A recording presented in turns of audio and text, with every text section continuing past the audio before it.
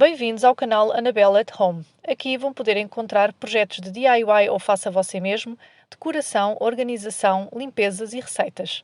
Subscrevam para ficarem a par das novidades todas as semanas.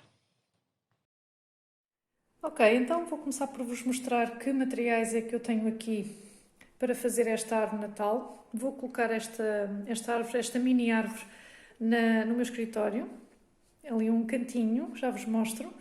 Então, tinha esta base que vou usá-la como suporte para colocar estes raminhos, portanto vou colocá-los aqui no meio, já estive a medir, todos juntos vão ficar presos, vai ficar ótimo. Vou dar uma pintura, vou usar esta tinta que tenho aqui também, materiais que tinha aqui por casa, vou dar uma pintura nos ramos para parecer neve, não é? E na base também vou usar algodão, e vamos ver se depois vou colocar, tenho aqui estes pompons pequeninos e aqui este material de plástico, não é? É feito de neve, para fingir que é neve, não é? Vamos ver. Depois tenho aqui um ursinho e tinha comprado umas renas. Tenho pasta de modelar, a ideia é fazer umas casinhas.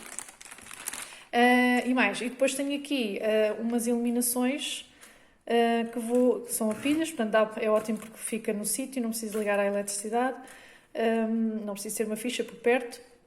E vou colocar aqui à volta dos ramos, vamos ver depois como é que fica o efeito.